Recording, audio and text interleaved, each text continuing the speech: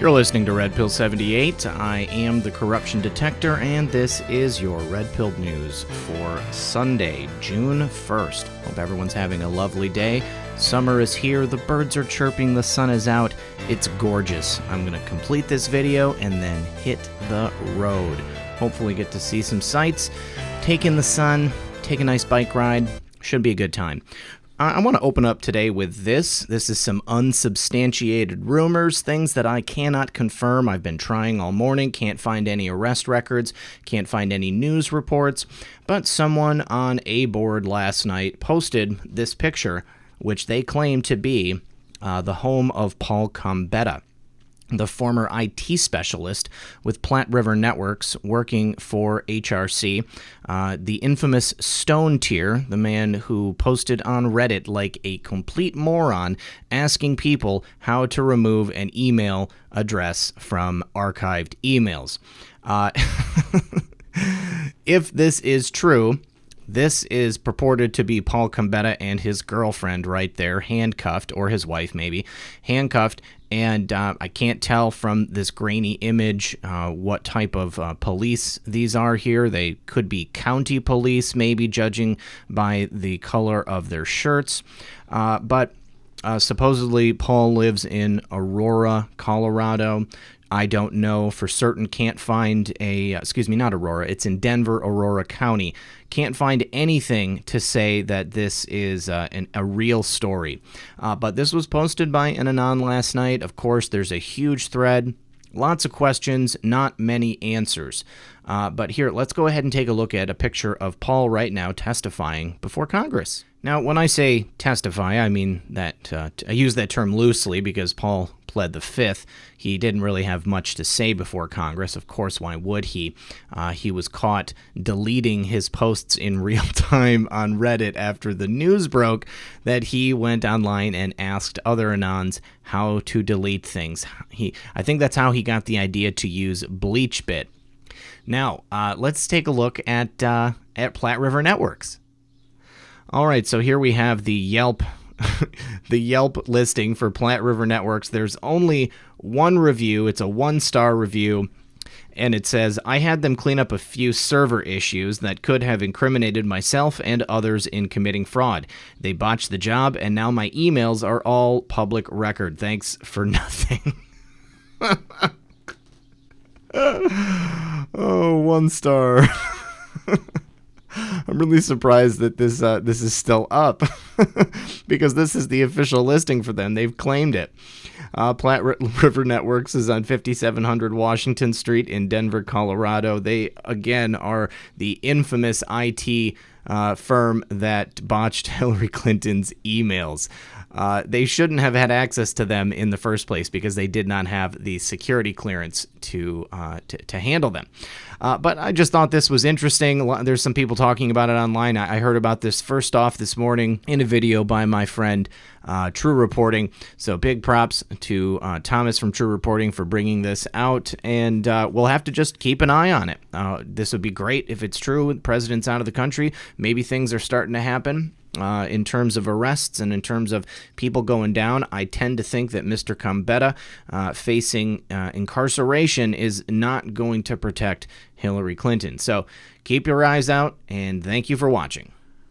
All right, so after the original thread was posted just earlier today at around, looks like 1:22, someone claiming to be the OP posted and said that it was a LARP and that we can all calm down and to do our research because this is garbage and it was not Paul Combetta's house but a crack house in Atlanta. But then it's a different user ID, and then later in the same thread, someone posted Thomas's video, which I saw it this morning, and then they say it's 6:55 in the video is where the good stuff starts. And then in a different thread, someone with yet another user ID who claims to be OP says that it was a LARP. And, so what do we know? Absolutely nothing. This could be real. It could not be real. But I just figured I would let you guys know. Very interesting. And good job, Thomas, on finding this out. Although, of course, we know that 4chan is notorious for this kind of thing. All right, next, huge evidence shows that Mueller and his gang are illegally withholding Brady material from General Flynn and his attorneys. As the Mueller gang misses the timeline for providing all information to General Flynn related to his case, the gang's crimes are coming to the surface. The judge overseeing the General Flynn case, Judge Emmett Sullivan, has requested that the Mueller team provide all information related to the General Flynn case that the defendant is legally required to be provided. The first line of the judge's order states that pursuant to Brady versus Maryland and its progeny, the government has a continuing obligation to produce all evidence required by the law and the federal rules of criminal procedure. Mueller's team was required to provide all this information to General Flynn in a timely manner, but it now appears they didn't provide it. For example, Mueller ignored the court order by not providing the transcript of General Flynn's call with the Russian ambassador Kislyak, which was the reason Flynn was questioned in the White House within a week of his inauguration.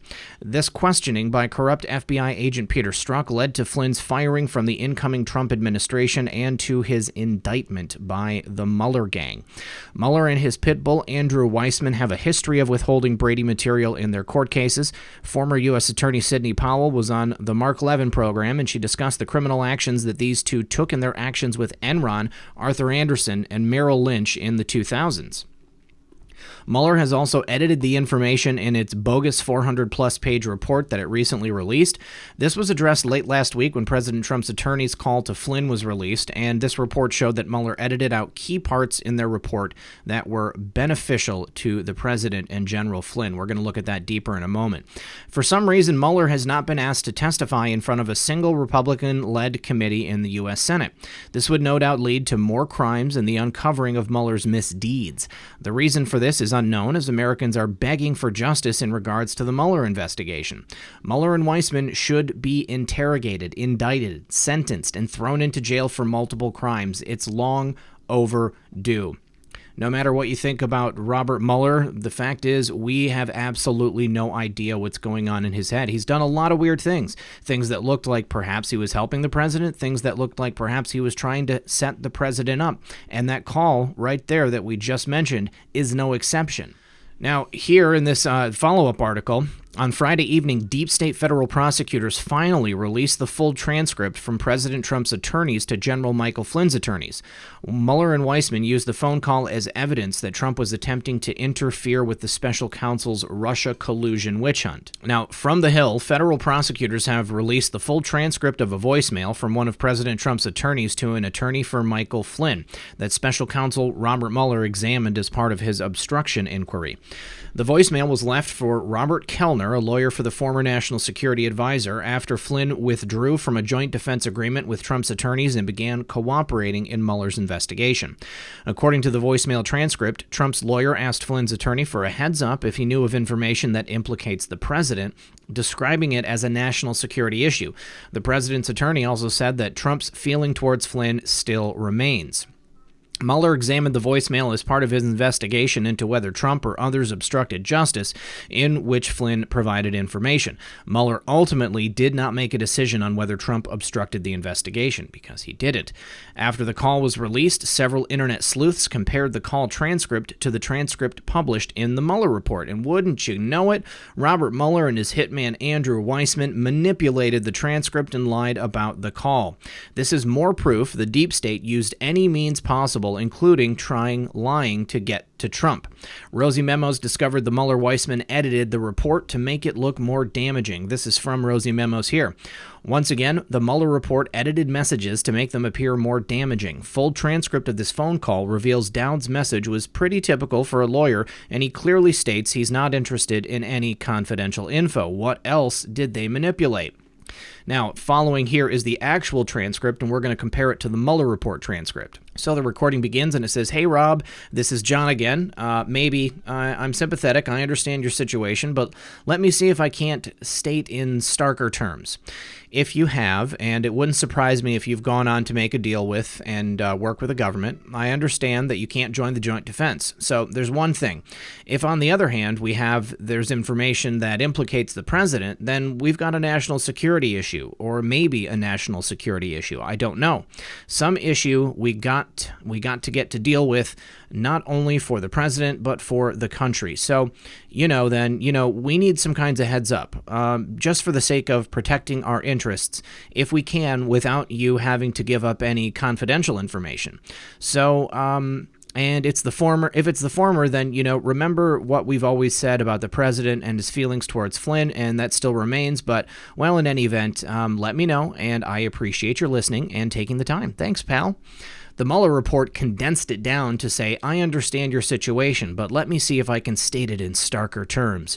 It wouldn't surprise me if you've gone on to make a deal with the government. If there's information that implicates the president, then we've got a national security issue. So, we need to get some kind of heads up, just for the sake of protecting all our interests, if we can.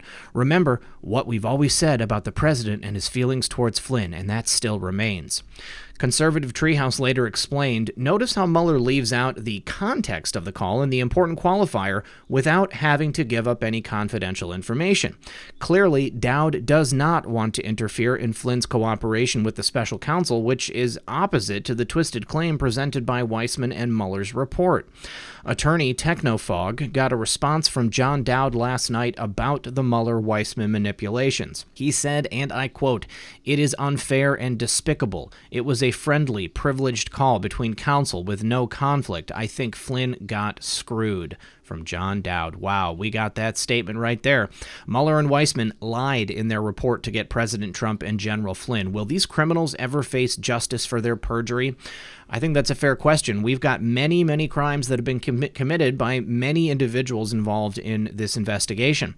And as it stands now, no one has been charged. But keep in mind, folks, the investigations are still ongoing. We are not going to show our hand to these people. We're going to go in swift. We're going to go in all at once. And it's going to be on God's time, President Trump's time, and U.S. Attorney John Durham's time. Not to mention Bill Barr. Now, Rudy Giuliani is speaking out on the Spygate scandal. He said, I see 3 to 5 former Obama officials are going to be indicted. Former New York City Mayor and Trump attorney Rudy Giuliani joined Judge Jeanine Pirro on Saturday night on Justice with Judge Jeanine. During their conversation, Rudy said he suspects 3 to 5 former officials in the last presidential administration will end up in jail for their role in the Spygate scandal. He said Attorney General Barr is very upset by what they did. Even if it isn't treason, it's perjury, suborning perjury, submitting false documents to the FISA court, colluding with Ukrainians to obtain dirty information on Trump and the Trump campaign. There are so many crimes. We don't need treason, and I don't think they're going to get away with it. I think 3, 4, 5 of them are going to get indicted. Let's go ahead and take a listen to that snippet from the Judge Jeanine interview.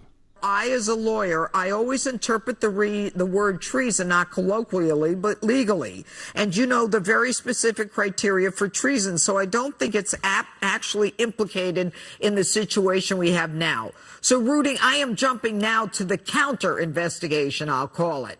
And CBS interviewed Barr, and Barr has already stated that he doesn't believe that these guys committed treason. And he talks about the fact that sometimes they look at evidence through a biased prisms and they don't themselves realize that they're biased. Why is Barr jumping to that conclusion so early in the investigation of the start of the whole Russia-Trump investigation? Well, I can understand what he's saying. The reality is you don't want to overpromise. You don't want to overstate what's there. You don't want to make the same mistake they made in presuming President Trump to be guilty of collusion when it turns out to be totally phony. I think that Attorney General Barr is very upset by what they did. And even if it isn't treason, it's perjury, suborning perjury, submitting false documents to the FISA court, colluding with Ukrainians to obtain dirty information on Trump, the Trump campaign. I mean, there's so many crimes. Well, we don't need treason. Yeah, but it's interesting I don't think they're going to get away with it. I think 3 or 4 or 5 of them are going to get indicted. I can't imagine how they walk away from it. How do you walk away from an affidavit about a Steele dossier in which you say it's verified and Steele is reliable? When it's not. When you have to know that he isn't. I'm going to ask you. I can't imagine they won't be able to prove that the people who signed that didn't know Of that course this they guy was a total flake. I don't have time to go into it, but you and I both know that based upon the facts that have been reported, they knew. But the Inspector General, his report is coming out soon. And once that report comes out, we are going to see some major action taking place here, you guys. Just remember, just keep your panties on. Everybody keep your pants on. It's all going to be fine. We're going to see this happening, but it's just not going to be on the timeline that many people are hoping for. Remember, Trump has to be reelected in 2020. We do it too quickly, and it disappears from the news cycle. Now, if that wasn't enough, we have information here, and we've talked about it on the program, showing that the former president, who's in his virtual third term, his shadow government, has been caught advising Iran on how to defeat Trump foreign policy. Remember, the former president's deep state operatives, led by Sally Yates, accused General Michael Flynn of violating the Logan Act for making calls to foreign dignitaries, including Russian ambassador, after Donald Trump won the election in 2016. Now, the Logan Act, enacted in January 30th of 1799, is a United States federal law that criminalizes negotiation by unauthorized persons with foreign governments having a dispute with the United States. Here's the thing, though. General Michael Flynn's job as national security advisor was to contact foreign dignitaries, including the Russian ambassador, after the 2016 election. So it's just ludicrous for them to suggest that. Now, fast forward to today. The former president's shadow government officials are meeting with the Iranian regime, an enemy of the U.S., to advise the mullahs on how to defeat Trump in foreign policy. Incredible to think that this is happening after they accused General Flynn of doing something very similar. John Kerry, remember, was caught meeting with top Iranian officials in Paris. This is taking place right now, okay? And I know I've said it before, but they are being allowed to hang themselves with the maximum amount of rope possible. Remember, we're dealing with seasoned prosecutors here. What do? You allow these people to do these things so that they can build the strongest case possible. It's going to happen. It's going to happen. And it is happening right now. This is being documented. This is very, very serious stuff. The actions of these people are no laughing matter, and by collecting as much information as possible, they will be able to build the absolute strongest case. Now, remember this past week when the OIG report came out, I speculated that Peter Strzok was the deep state leaker. Well, Representative Collins has, in fact, identified Peter Strzok as that deep state official who leaked the classified documents to the media. On Wednesday, Gateway Pundit's Christina Layla reported the Department of Justice Office of Inspector General caught a top FBI official illegally leaking classified material to the liberal media, including sensitive information sealed by federal courts. The DOJ declined to prosecute this criminal agent, again, because investigations are ongoing.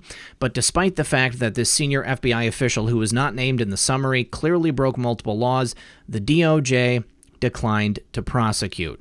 On Thursday, Representative Doug Collins, the ranking member of the House Judiciary Committee, wrote Attorney General William Barr and Inspector General Michael Horowitz about the investigation into the official who leaked the classified information to the liberal media. In the letter, Representative Collins reveals the name of the leaker is Peter Strzok. From the conservative treehouse, Representative Doug Collins, ranking member of the House Judiciary Committee today, sent letters to the Attorney General and the Inspector General regarding the Office of the Inspector General's investigation summary into misconduct by a former FBI Deputy Assistant Director. The letter to the Inspector General raises questions about the identity of the Deputy Assistant Director in question, and the letter to the Attorney General inquires about the status of criminal referrals made by the Inspector General to the Justice Department. Here we have that actual letter from Representative Collins identifying Strzok as the leaker. He says, while the DAD is not named in the summary, there are several indications the DAD in question is former counterintelligence agent Peter Strzok. For example, the 2018 report noted Peter Strzok is an experienced counterintelligence agent who was promoted to Deputy Assistant Director of the Espionage Section in September 2016. So I tend to trust Representative Collins here, so I think that I was right on in saying that that was Peter Strzok the other day. So thank you very much, Representative Collins, for revealing that information for us and confirming my suspicions. Now, a couple things to note. Peter Strzok was not just your average, everyday FBI agent. counterintelligence agent, also a concurrent member of the Clowns in America. Somebody pointed out in my email last night that the relationship between Peter Strzok and Lisa Page was a classic clown tactic. You use an affair, shall we say, to manipulate someone. Perhaps Peter Strzok got more out of that relationship with Lisa Page than just what you would normally expect from an affair. I don't know. We're going to have to see. Hopefully this pans out and we get some more information, and I would love to see Peter Strzok in handcuffs. Now, from my friend and fellow researcher Methods, this is a post from the board, Infinite Chan. It says, this Anon nailed the reason why Anons and autists were chosen. The gifted Anons, the autists, able to see, able to connect dots. Algos have limits. Big data sets still limited, separated, static. Autists with ability to assemble and visualize, make unconscious insights, link seemingly unrelated multi-dimensional data points, process and weave a web of complexity, simplified to a 2D pattern that we can all understand. The true purpose is to leverage the gifted among us to supplement the operation with eyes that see differently, to see the unseeable, around corners, 7 steps ahead, 4D situational awareness. I'd say that that's right on. Now, Andy McCabe is backing down from his claims that Trump was a Russian asset. Former FBI Deputy Director Andrew McCabe this week backed down from claims that President Trump is a Russian asset. McCabe appeared on MSNBC Thursday to discuss Mueller's pathetic press conference. McCabe, who was fired last year after the Inspector General found out that he lacked candor, including lying under oath several times, previously said that it was possible Donald Trump was a Russian asset.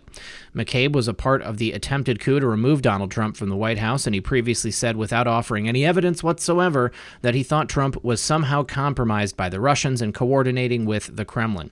On Thursday, the former FBI officials backed down from those claims. Well, I think that the report makes clear that they did not uncover evidence of that sort of a relationship, so based on what Director Mueller's team revealed in their report, I'd have to say no. We still have not seen clear evidence of that, McCabe said on Thursday, because it doesn't exist, McCabe. Now, McCabe knows he's in trouble because the newly confirmed Attorney General is about the rule of law and launched a massive investigation into the origins of Spygate.